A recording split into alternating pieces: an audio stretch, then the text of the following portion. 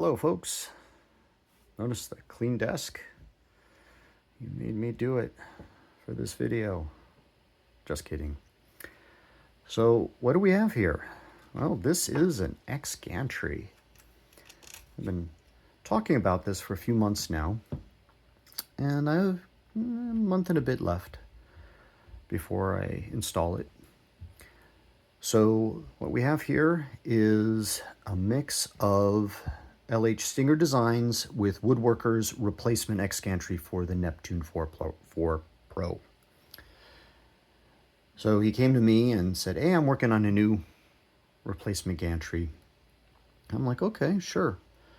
And I was conflicted because my printer was already working fine. I like the IS graphs, I like the Excels. Like, well, what do I really want if I'm going to replace it? Not just replace like for like. That's just, there's no value in that. So I wanted to get back to first principles from the LH design. I really think the LH bed slinger is the gold standard today. Well, gold standard for bed slingers. Let's be clear. So what would I have to do? Well, we're looking at the rail. We're looking at having the belt underneath, because for the Pro, the belt runs in the V channel. It also allows me to start simplifying things. The LH design is much more simpler than what my current Pro is today. If you noticed, I have a lot going on in the back on the Pro. I have another 2020 attached. I have the camera. I have the little hammer coming down where this would cut back off, then go to purge. I can come back to the simpler design that LH proposed for this, using his cutter, using his stock tool head, and using a static end stop for the cutter where it would come over, hit that, come purge, and then continue printing. So Woodworker's like, yeah, sure, we could do that. And he did a remix of his own design, because his belts were, of course, in the V groove. So these were up. They were more centralized. Now they've been brought down, so the belt's underneath. I get to use LH's tool head, which is awesome. So this is still the standard hook up here with the tensioner, but I also get to keep the tensioner on this side, which I really like, because I get that extra control. And I mean, that gets pretty beefy here. Can you see that? Yeah, so I have a lot of space to play with there. Because brand new belt, again, it means it's going to relax, and I'm going to have to retension it again. And having an extra tensioner is going to help with that. I'm going to take all the parts off my Pro and put it here. So I'm not going to buy a new hot end, not going to buy new fans. All the electronics and hardware comes straight onto this. And I already know it's working because I have a very similar setup already. What's next here? Okay, so some things I need to work on. I have an end stop here. I'm not going to be using sensorless homing, and it comes and it hits. Well, that's not great. So what I'm going to do is I'm going to do a small remix of, I don't know what you want to call this, a tension block. I'm going to recat it so I have a hole bored through, and put a heat insert and then a cap screw that comes out where I can adjust it. And I'll probably have it adjusted so it hits about right there when it hits the switch. So I'll be happy with that. What's the next thing? I think that's the only thing I need to work on. Oh, this lovely thing. This is LH's redesign for the purge brush. On the LH Stinger, it would fit behind as such, way over here. Well, I can't do that on mine. So I will have to remix this slightly and figure out how I'm going to tuck it in there. I have room here. I could shorten it and bolt it on here. That's one good possibility. Let's see how much space I have. Actually, no, I can't. See how I love thinking on the fly? So this is one thing. Maybe down here. There's space down here. That will be in an upcoming update. You'll see how I work through that. So I see some CAD in my future. So that won't be stock LH. I'll have to redesign that. But it's close. Now I'm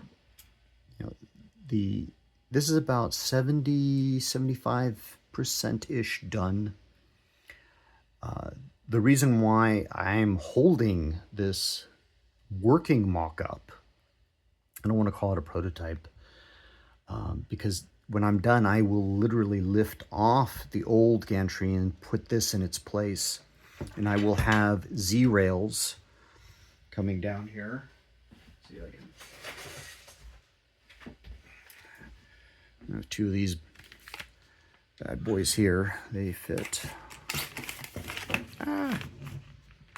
as such. So I'll have one on each side. Get rid of the palm wheels. That's actually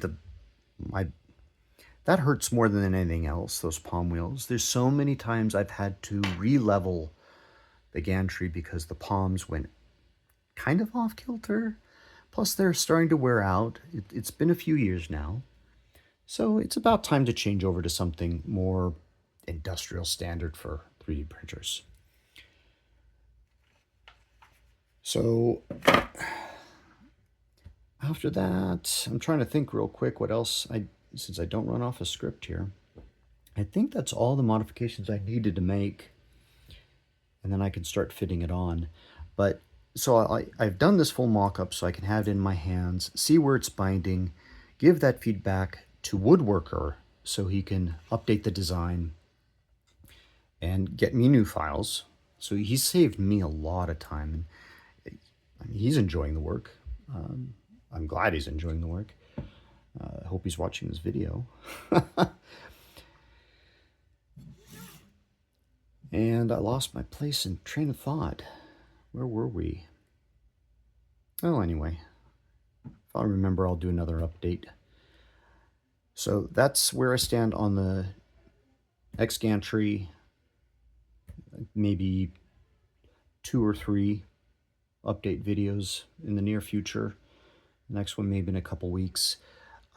The reason why I'm just going slow is I have a working printer. I don't want to take things apart and have, try other things than having to disassemble and put the printer back together just so I can print again.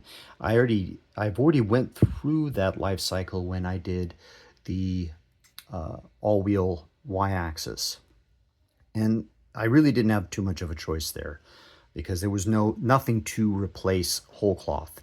It was, I have to work on, when I'm going to do the conversion, I have to do it then and there. And if it messed up or if I had to reprint something, I have to take it all apart again and put it back to where it was.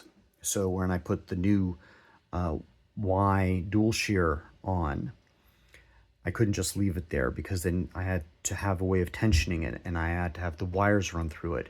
And you had to have it working because if it was just a dead motor, that's way too much friction for the motor in the back, which was operating to pull that bed. So it was kind of all or nothing or go back. And I didn't want to deal with that. So I said, I could build this all on the bench. I can test it here, see where it's binding, see where it needs adjusting. And it's worked out great. You may have seen parts of this fly around my desk in a few other videos where they were blue and orange. Those were all test parts where I was doing fittings and making sure that the alignment was there. Yes, I do have a CAD. Yes, CAD is great. But sometimes having the physical part here in your hands where you can see where it works or not works because you don't get to feel things through the computer screen. it makes a huge difference. So that's why I'm taking my time, making sure it's going to be great. So when I do put it on, and I'm not one to believe that it'll work out the first time. Okay, I'm a realist. Nothing survives first contact, but I will feel confident that whatever is not working, I'll be able to fix without having to put all the old parts back, because that's going to be a pain. Releveling an X gantry, I've done it too many times to say I like doing it. I don't. So, I think I've hit all the points. I'll cut it off here. Hope you folks had a great weekend, and I hope you have a good upcoming week. And till next time, take it easy.